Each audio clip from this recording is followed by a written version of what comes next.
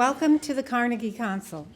This morning our speaker is Robert Kaplan, and he will be discussing his latest book, Monsoon, The Indian Ocean and the Future of American Power. I'm Joanne Myers, Director of Public Affairs Programs, and on behalf of the Carnegie Council, I'd like to thank you all for joining us on what I know will be a very stimulating morning. Our guest, Robert Kaplan, is often referred to as the quintessential journalist, travel writer, and political analyst, who is always one step ahead of everyone else in exploring how global power is shifting. In my opinion, he ranks among the very best. For those of you who've had the opportunity to listen to our guest before, you know that he will provide a realistic and nuanced look at the changing politics of our world. He invariably introduces us to places and ideas that we would not necessarily be thinking about, but even if we were, it would not be with the same acute insight or geopolitical imagination that he employs. History is the key to understanding his newest book, Monsoon. While the 20th century is often referred to as the European century, it was also a time that saw the rise of America as a new world power whose navy patrolled the seas. Now, as we enter this new era, the winds of time seem to be shifting towards the east as China and India emerge to exert their influence on the world stage. As Mr. Kaplan studies this shift from the Horn of Africa past the 10th Arc of Islam, past the Indian subcontinent, all the way to the Indonesian archipelago, he sees this area as a place where he believes the struggle for religious freedom, energy independence, and the fight for democracy will all take place. As he follows the monsoon winds from Oman all the way to Zanzibar, with each stop he recognizes the uniqueness of each country, but also the interconnectedness of a regional system that America will need to fit itself into if we don't want to risk losing our place in the world. In the 21st century, America will no longer act as a single hegemon, but one of the several great powers that will manage global governance. The emerging multipolar world Mr. Kaplan envisions has the Indian Ocean as its center. Why? For example, it is the Indian Ocean, the third largest body of water in the world, that serves as a global energy interstate. Nearly 50% of the world's container traffic and 70% of the world's petroleum product travel through these waters. It is also where the political future of Islam will most likely be determined. It makes sense, Mr. Kaplan argues, that if America wants to remain relevant in an ever-changing world, we will need to concentrate our power in this vibrant, evolving geographic sphere that cannot be ignored. While this book is a treasure trove of history, it is just as much about the present as it is about our future. If you have read any of Bob's previous books, such as Balkan Ghosts, Warrior Politics, Eastward to Tartary, or The Coming Anarchy, I know you learned a great deal about the nature of far-flung places of the world and the geopolitical challenges they present. Today, I am confident you will learn a great deal more. Please join me in welcoming one of my favorite guests, Bob Kaplan. Thank you for joining us.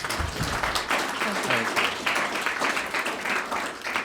Well, it's a delight and a great privilege to be back here yet again. This is always, whenever I think of a new book coming out, I think of speaking at breakfast at the Carnegie Council.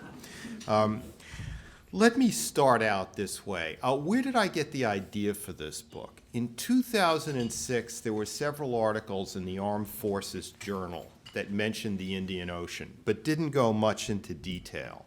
And I became intrigued. And whenever I'm searching for a new idea, I look at a map. Maps stimulate me in a way that I can't describe. Anyway, I looked at a map and I said, oh my word, this is the Indian Ocean, the entire arc of Islam, from the Sahara Desert to the Indonesian archipelago. Literally the world's global energy interstate, where all the oil and natural gas from the Arabian Peninsula and the Iranian Plateau are shipped across the Indian Ocean, through the Strait of Malacca and Lombok Straits, up to the burgeoning middle-class flesh pots of Asia, in the Chinese coast, in South Korea, in Japan, etc. And there's something else about the Indian Ocean. It's the only ocean in the world that has the monsoon winds. Now, with a book titled Monsoon, In an American lexicon, people hear the word monsoon and they think of a disaster or a storm. But actually, that's not what the monsoon is only. The monsoon is a wind and weather system. And what's unique about it is that it's reversible. The winds flow in one direction, northeast, southwest, steadily for 6 months a year, then reverse themselves by 180 degrees and flow in the other direction for 6 months a year. And they're utterly predictable, unlike other wind systems around the world. And because they're utterly predictable, it makes sailing distances calculable in advance. In other words, sailors could calculate exactly when to sail, how much time it would take to get to a place. And this has been the pattern since antiquity. So that the Indian Ocean, unlike the Atlantic or the Pacific, did not have to wait for the age of steamships to unite it.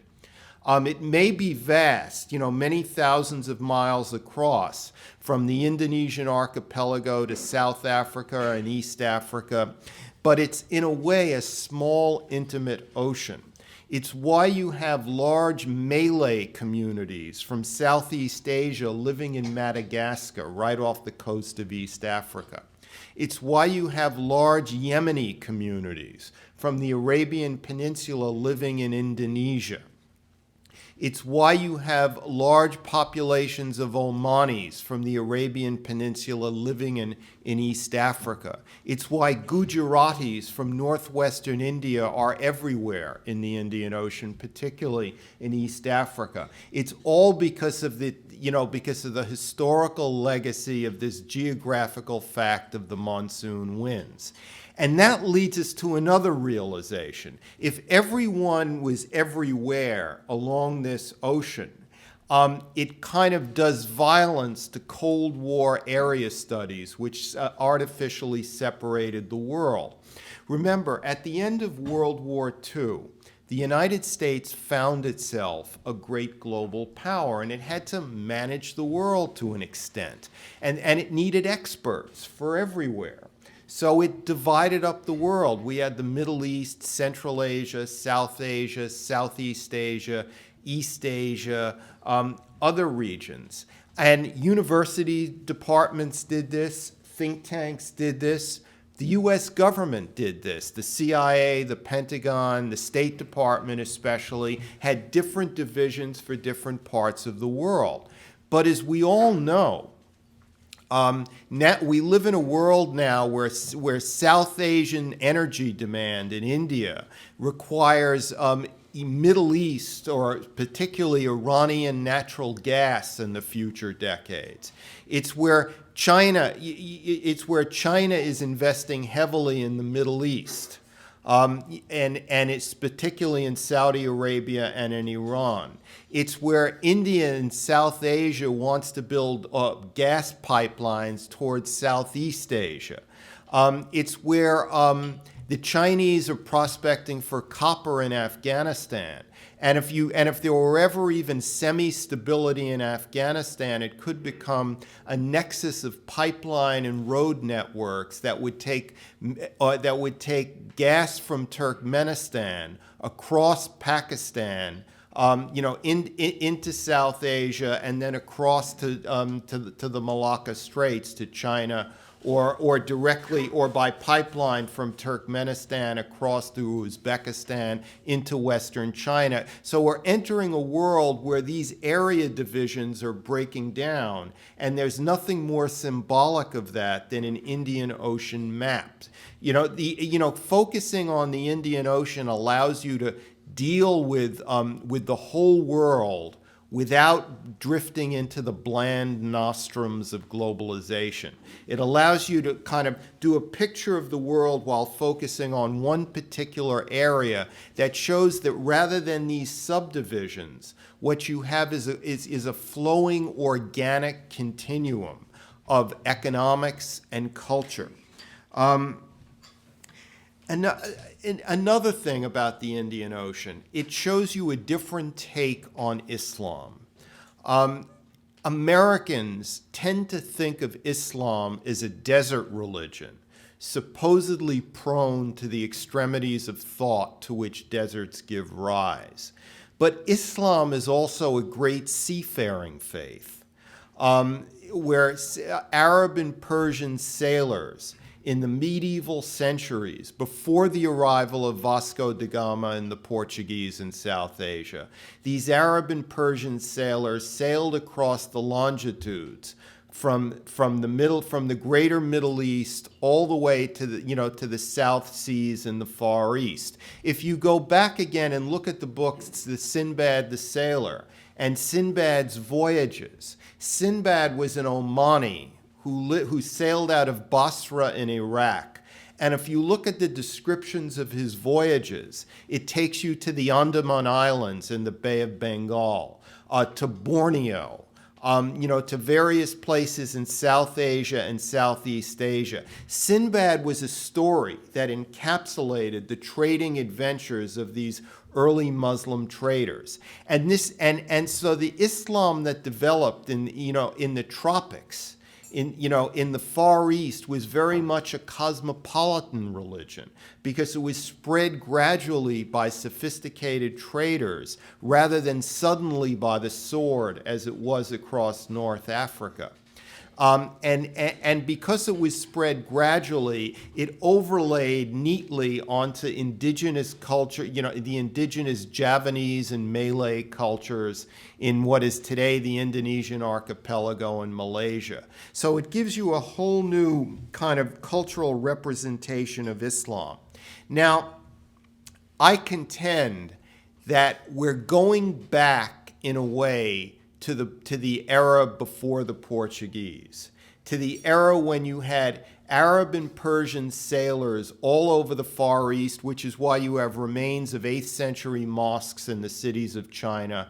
Back to an era when you had early Ming Dynasty Chinese navigators in Yemen making the Hajj to Mecca if they were of Mongolian Islamic descent.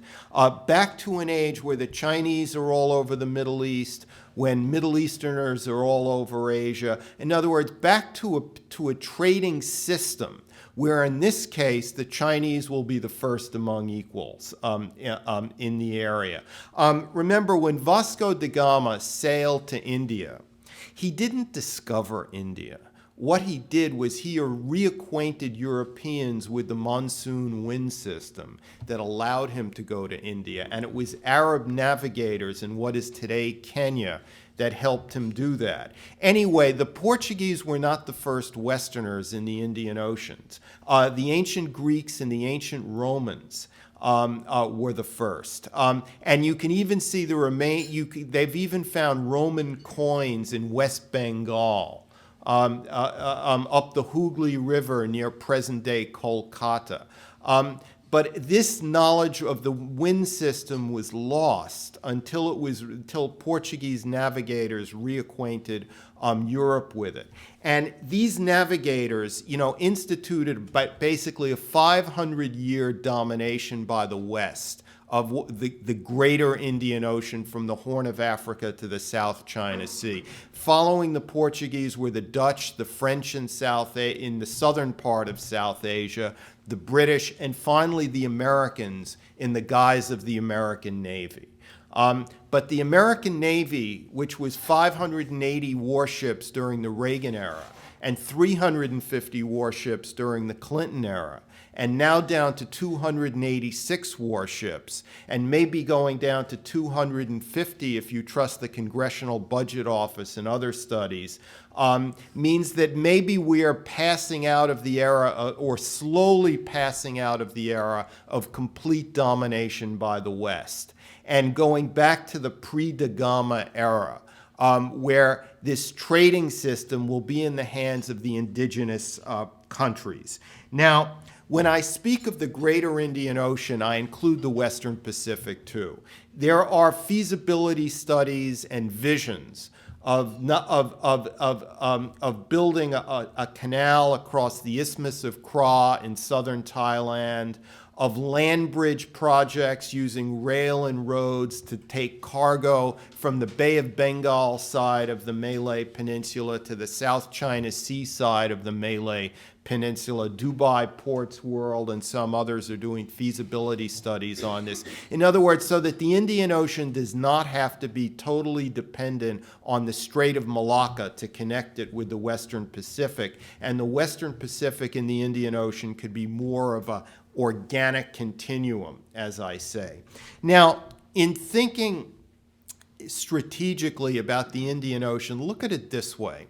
Think of China moving vertically south and India moving horizontally east and west, and in the course of that, overlapping.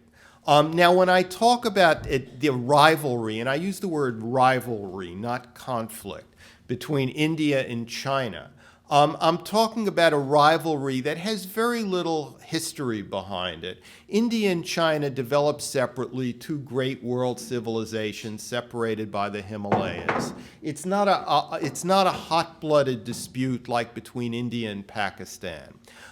Buddhism spread from India to China in the early modern centuries. It's a rivalry that's come about because of the shrinkage of distance caused by the advancement of military technology. So that you have Chinese airfields in Tibet with fighter jets whose arc of operations theoretically include India. It's a rivalry because you have Indian warships in the South China Sea, Chinese warships in the Indian Ocean. In other words, their military arc of operations and economic operations have spread so that each one layers on top of the other. And it's a rivalry that I think will ultimately be held in check because India and China will constitute, I believe, the world's greatest trading relationship. Their economies are very complementary. But let me go back to China moving south, India moving east and west. China does not have a coastline on the Indian Ocean, but the Indian Ocean was never far from China's gaze going back to the early modern era. As I said, early Ming Dynasty explorers got as far as the Red Sea and Yemen.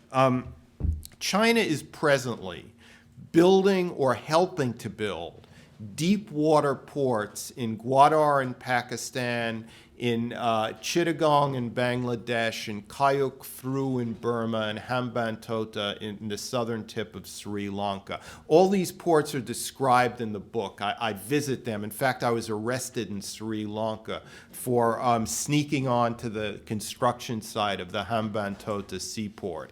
And I have to say, I was held in jail for one night.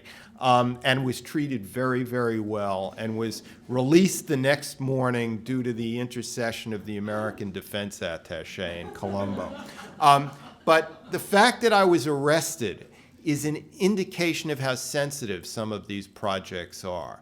I saw hundreds of Chinese engineers, with hard hats and all, directing literally whole armies of dump trucks moving earth from the bottom of this vast pit that stretched to the horizon to the top of the pit. They were literally moving the coast inland by several hundred yards. And at the same time, China is building these new state-of-the-art ports. It's providing significant military and economic aid to all of these countries where they're building the ports. And so what is China's goal? Does China want to have naval bases in these places? I don't believe so. I think to have permanent naval bases in any of these ports would be too provocative to India. And China does not want to, and China is at pains to convince people that its military and economic rise is benevolent and non-hegemonic.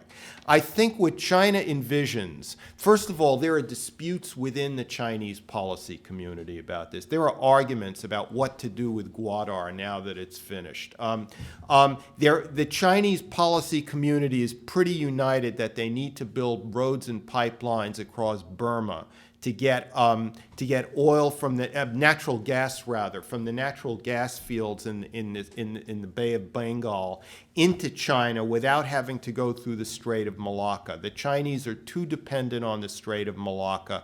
Hu Jintao has spoken about a Malacca dilemma for the country. So they're building these ports with the hope that they can have warehousing and throughput facilities for their commercial goods for sale to the Middle East and East Africa, and also visitation rights and bunkering rights for their merchant fleet and their naval warships on occasion. In other words, the 21st century equivalent of 19th century British coaling stations across the Indian Ocean. Because if you were China and you had their terrible 19th and early 20th century history, when there were all these territorial depredations against you by the countries of the West, Japan and Russia, you would not want to trust the U.S. Navy to protect the sea lines of communication linking your oil and natural gas from the greater Middle East to China. You would one day hope to have a blue water oceanic navy to protect your own sea lines of communication. And these Indian Ocean ports would be part of the story. At the same time, though, the same time that China is building these ports, the Indians feel somewhat surrounded. They feel somewhat threatened by them. India's been building up a big naval base at Karwar, south of Mumbai on the Konkan coast of western India, as a sort of a response to Gwadar, the Chinese-Pakistani port near the entrance to the Strait of Hormuz. India is moving east and west. One figure from history who's become more relevant in the last 20 years in Indian elite policy circles is Lord George Nathaniel Curzon, the Viceroy of India from 1899 to 1905. Curzon may have been British, but he looked out on the world from the same geographical perspective as Indian elites do today. Curzon's India was a greater India. It included Pakistan, Bangladesh, Burma. And this India, in Curzon's view, required shadow zones of influence, especially in the Iranian plateau, in the Persian Gulf, in Central Asia, and in Southeast Asia all the way to the Gulf of Siam. And it's interesting how India is putting emphasis on these same shadow zones of influence. India is helping Afghanistan build roads into Iran so that Afghanistan could be more dependent on Iran and thus less dependent on Pakistan. India needs Iran as a partial check against Pakistan. India is a democratic country with Western values, or indigenous Indian values, I would say. But at the same time, India has no choice but to do business with one of the world's most oppressive, benighted military dictatorships in Burma. This is because the Chinese are building roads and rail lines throughout Burma. The Chinese foreign policy is not like American foreign policy or Soviet foreign policy. American and Soviet foreign policy was a missionary foreign policy. The Soviets promoting communism, the Americans under Democrats or Republicans promoting democracy, democratic capitalism, and civil society. Chinese foreign policy is mainly motivated by the hunger for minerals and hydrocarbons, for oil, natural gas, strategic minerals, and strategic metals. And Burma is abundant in all of these. It's abundant in natural gas, in uranium, in timber, in hydropower, in many other natural resources. And India simply does not have the luxury and stand aside while China makes Burma a veritable satellite. It has to do business with Burma. So India has relationships with the Burmese military. and is doing business with Burma. And it can't stand aside from half a world away and make moralistic pronouncements about the regime in Burma, the way that the United States has the luxury to do. So you have this competition between India and China in Burma. You have India thinking in the long run they will have to do more business with Iran, with the Persian Gulf. Remember that global energy needs are going to increase by 45% by 2030, and half of that is going to come from India and China. And much of that is going to come from the greater Middle East, from Saudi Arabia, from Iran, from Iraq. And one of the reasons I'm emphasizing the sea so much is that even in this jet and information age, 90% of all commercial goods travel by sea. Americans have had their heads focused on two messy land wars in Iraq and Afghanistan over the past decade. But the future of military activity, I say activity, not necessarily warfare, but the future of military activity will be maritime, because military activity tends to follow trade and tends to follow economic activity. And that brings me to maybe one of the central theses of this book, which is that the sum total effect of the Iraq and Afghan wars has been to fast forward the arrival of the Asian century.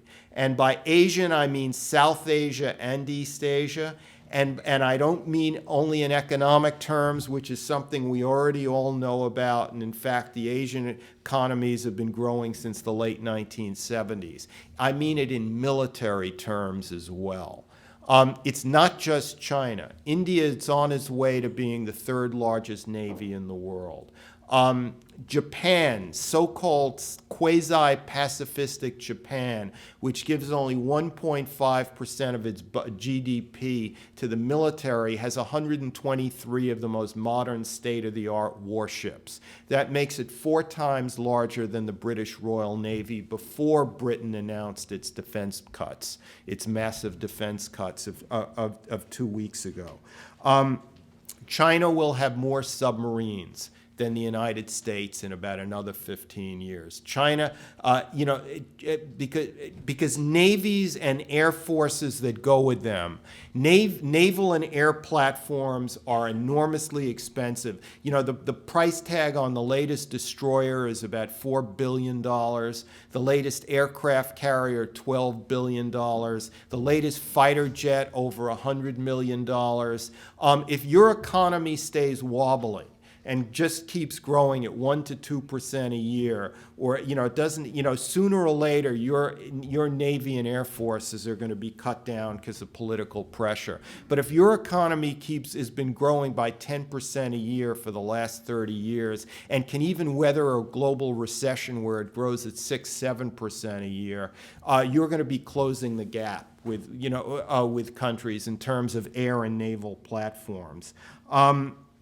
Let me tell you about three things here. I've got another 5 minutes. Let me start with Sri Lanka, go to Taiwan, and end with the South China Sea, which is in the purview of this Indian Ocean book. The Sri Lankan Civil War ended in May 2009. I was there. I saw it happen. Ended very decisively. The government in the south decisively defeated the Tamil rebels in the north. What went uncovered in the world media is that, in essence, China won the war.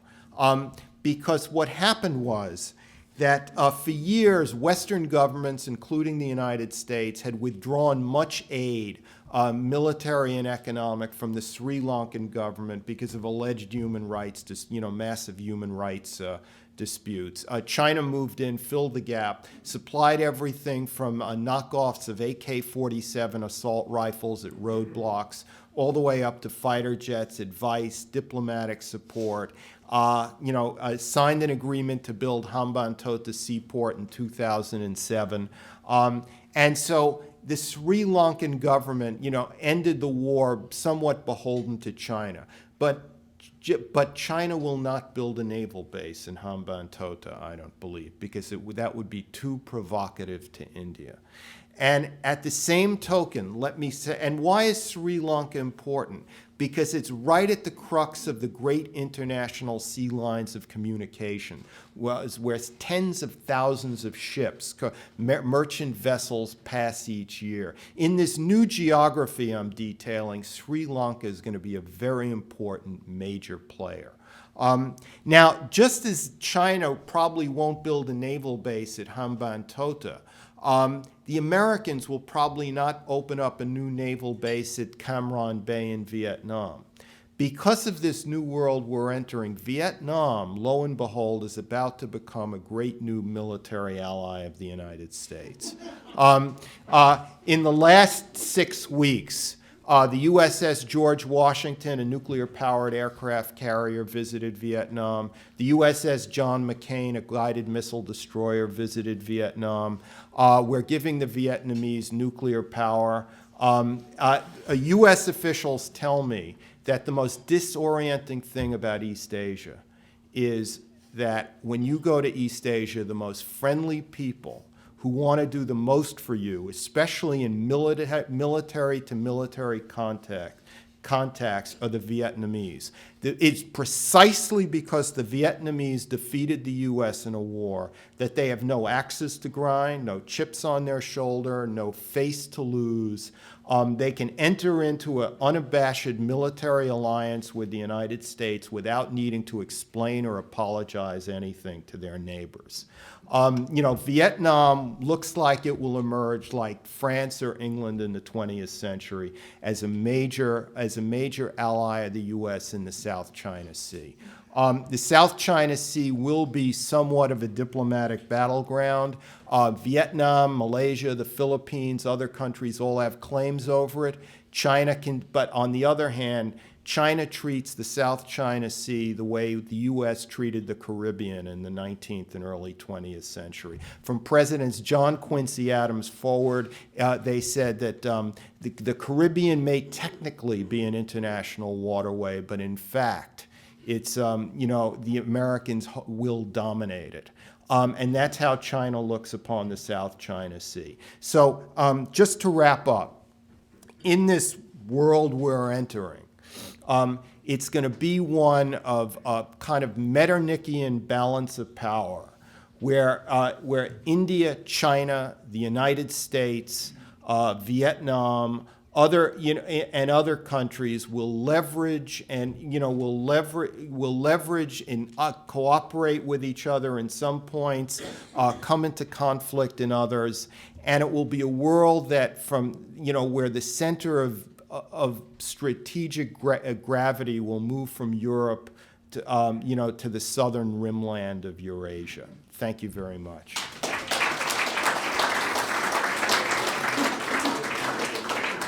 That was terrific. Thank you very much. As anticipated, he raises a lot of questions. I'd like to open the floor to questions, and please wait till the microphone comes to you and identify yourself. Susan up there.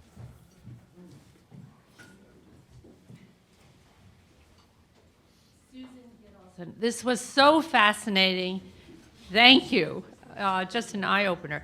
But can we go back to the world that we inhabit and our newspapers?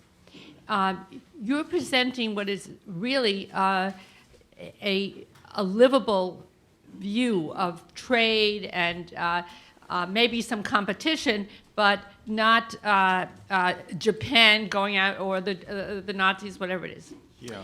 But in our world, we're afraid of nuclear warfare. Iran, which is in the Indian Ocean, Pakistan, Yeah. North Korea. There are these other possibilities of disruption of this system. And also we're afraid of terrorism, Yeah. which also comes mainly from the Indian Ocean area. You Yeah. mentioned Yemenis are all over, and the Saudis, and all this. So how do you factor in these major potential dangers in this almost stable world that makes sense, a balanced world? Yeah, that's a great question. It is true that terrorism has an Indian Ocean address. Piracy has an Indian Ocean address. The pirates get their gasoline from Yemen, they launder their money in the Persian Gulf, and they raise havoc, throughout, the Sea of Oman, the Gulf, the Arabian Sea off the Horn of Africa. The terrorists who assaulted Mumbai in November 2008 came by sea from Pakistan. I'm not going to wish away these problems, but I will say that compared to the vast amounts of trade that's going to occur, these problems will be nuisances more. Piracy, let me take piracy an example. Piracy makes a great news story, but piracy has been endemic to the Indian Ocean since antiquity. The Romans sent out whole fleets to combat pirates. Piracy tends to be most pronounced when global trade is at its high point, because pirates are parasites. Essentially. So the very fact that you're entering a very wealthy trading world, it all goes along with the fact of piracy. Piracy also has the potential to lead to cooperation between India and Pakistan, China and America, their navies, because it's such an obvious example of anarchy. It's the ripple effect of anarchy on land moved out to sea. Nuclear question is different. That's a much more serious note. If Iran were to develop a few tactical nuclear devices, that could lead to Saudi Arabia paying Pakistan to park some of its nuclear weapons in Saudi Arabia.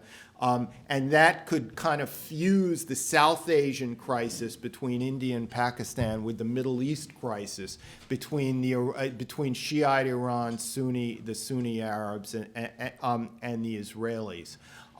But a nuclear Iran could still be containable.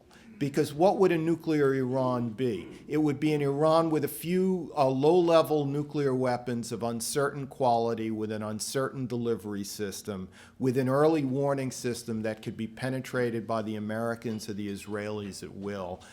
It's not necessarily the end of the world.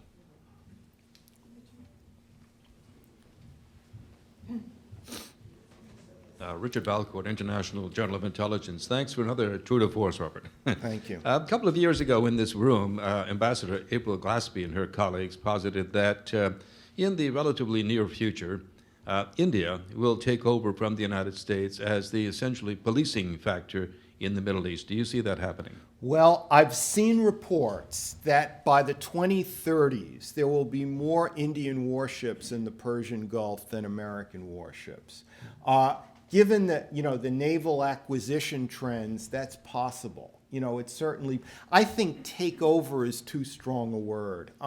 I think what will occur, and Indian officials have told me this, they want to see the U.S. Navy not as an offshore balancer, because that, given how involved we are now, offshore balancing connotates semi-isolationism.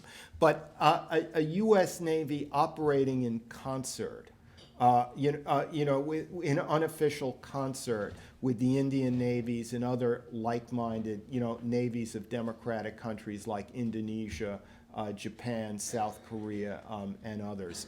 Remember, India, I don't believe India wants a formal strategic alliance with the United States. It wants to remain officially non-aligned, but nor does it seek to see the United States withdraw from the region.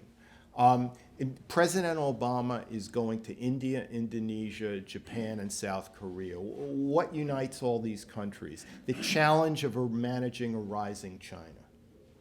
And that requires not land forces, but naval forces, naval and air forces in the region. There's people here. Yeah, okay. Yeah.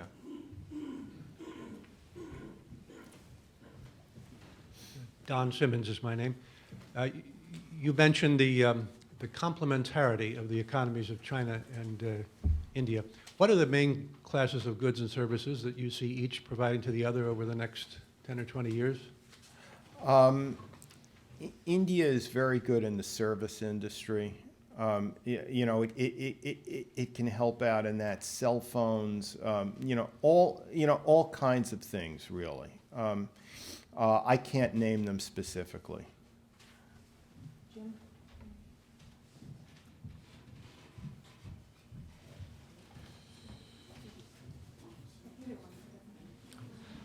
Larry Bridwell, Pace University. Could you comment on the future of Turkey in the context of the Indian Ocean, and Yeah. to what extent do you think they will move away from Europe or stay with Europe, or what is your view of the future of Turkey? Well, the Ottoman Navy had a strong Indian Ocean presence in the early modern centuries. They fought wars with the Portuguese off the coast of Gujarat. And also off the coast of East Africa. The Ottoman Turks were never able to dominate the Indian Ocean in a comprehensive way because they were too much of a land power. And they were too distracted by their naval operations in the Mediterranean and their land operations in the Balkans and the Middle East. So I think that I would put it this way, that the Turks want to achieve a kind of soft military, a soft economic and political influence throughout the Arab world. The Turks keep talking about how they want to cooperate with Iran. They're opening up all these new trade venues to Iran. But Turkey will be a natural balancer against Iran. If you look throughout history, the Turks, the peoples of the Turkish plateau and the Iranian plateau have often balanced against each other, and in fact, in some ages, fought wars with each other. I know that this more Islamic Turkey upsets Americans, but I think in the long run, it's in our interest. And I say this because the mere fact of Turkey's rise, giving it more influence in the Arab world, in Iran, will serve as a leverage for more of a moderate policy. Because Turkey is as Islamic as it has become, still has a diplomatic relationship with Israel. It's still part of NATO. It still has ties with the United States. It's not Iran by a long shot, and it's not, and it can pick up the phone and talk with the Israelis any day of the week. Arab countries can't necessarily do that or don't want to. So I think the stronger Turkey becomes, as uncomfortable as we are with the nature of their government now, it's going to work out well for us in the long run. James Starkman. Despite a history of some friction between China and Vietnam, Yeah. why would one assume that Vietnam would tilt decisively toward United States influence rather than China's influence going forward? In a way, because it already has. It's already made it clear. The Vietnamese seem terrified of the Chinese. They fought a big war with China after U.S. troops were gone from the country for 4 years already. The very fact that China will be Vietnam's biggest trading partner, that it will be Indonesia's biggest trading partner, it will be almost every country in the region's biggest trading partner, means that countries like Vietnam need the presence of the U.S. Navy and Air Force as a natural balancer to keep from being enveloped by China. In other words, the stronger China becomes, the more useful U.S. air and naval power becomes to countries like Vietnam. And I think the American role has to be, it can't be the world's policeman. It has to find a way to leverage these countries and to get them, these rimland, mostly democratic countries, to spend more money on their own defense, in return for us maintaining a robust naval presence. And a robust naval presence doesn't require an extra 50 warships. I've seen plans where we can acquit ourselves of our responsibilities with a 250-ship Navy.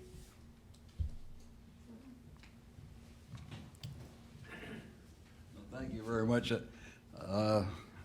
As a graduate of the Naval War College, Yeah. also as somebody very interested in Mahan's theories. Okay. What about Russia? Is the great game over? Well, there's a new great game I see being played out very subtly in Bangladesh and Burma and Sri Lanka between India and China. In terms of Russia, Russia will be, well, here's something interesting that's not covered in the newspapers very much. Russia just opened a big natural gas pipeline to China, from the Russian Far East into Chinese Manchuria. At the same time, though, Russia just completed a new modern highway all across the Russian Far East along the border with China, but not going into China. Russia fears China in the Far East because in the Chinese side of the border, you have a population density 62 times higher than you have on the Russian side of the border. You have Chinese corporate and demographic, interests threatening Russia's control of the Russian Far East. So Russia and China can never wholly trust each other, so to speak.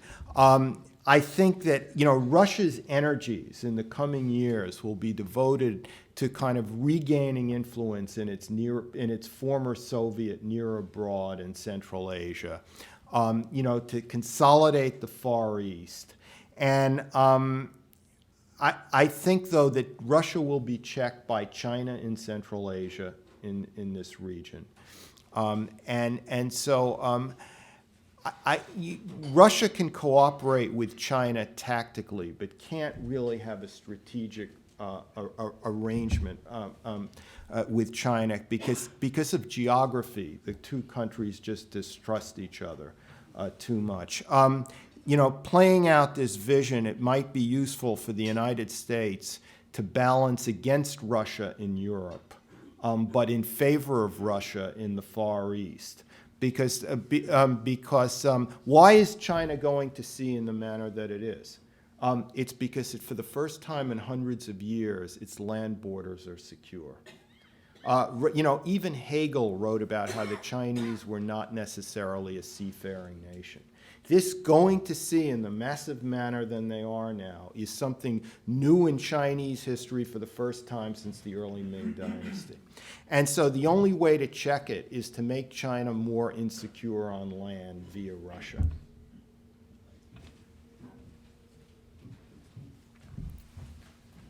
Robert James.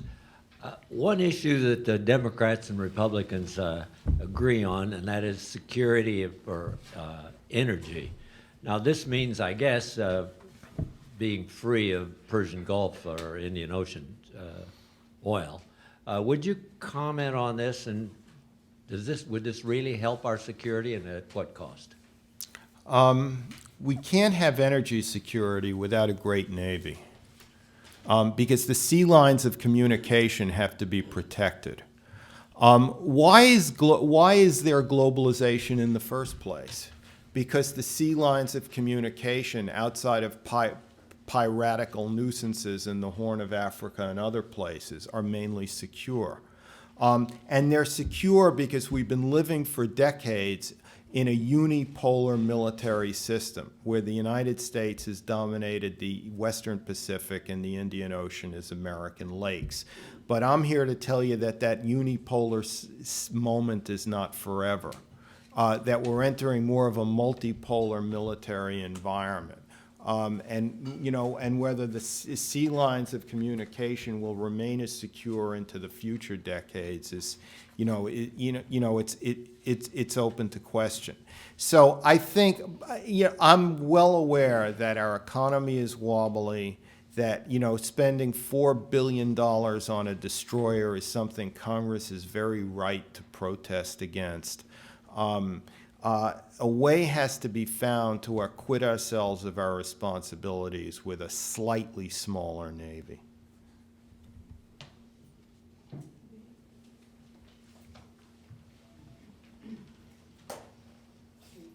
Okay, thank you. William Verdone. You mentioned our influence over the islands in the Caribbean. And then you mentioned China's influence in the South China Sea. There are many countries who have claim to the Spratly Islands. Yeah. I wonder if you can comment as if that perhaps will not be a future flare-up. Thank you. It could be a future flare-up because there's oil and natural gas deposits. I mean, that's why there are conflicting claims in the first place.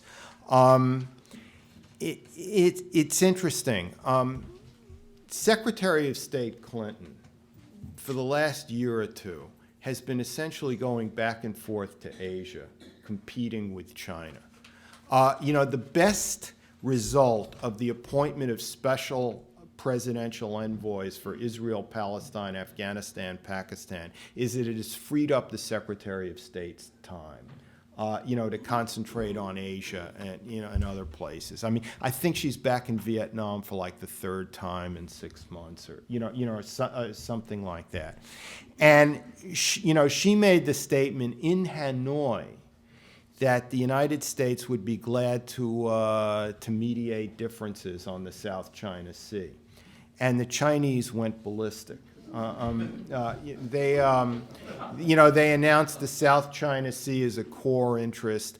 Had the Secretary of State made that statement, say, at the Council on Foreign Relations in New York, I don't think it would have elicited the same Chinese rebuke. But the fact that she made it in the region, and especially from Vietnam, I think really showed how sensitive, and these will be very sensitive disputes for years going forward.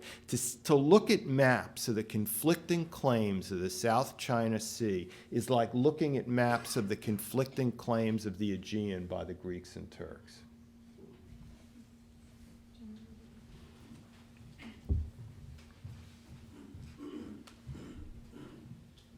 Do Chinese designs on Taiwan pose it?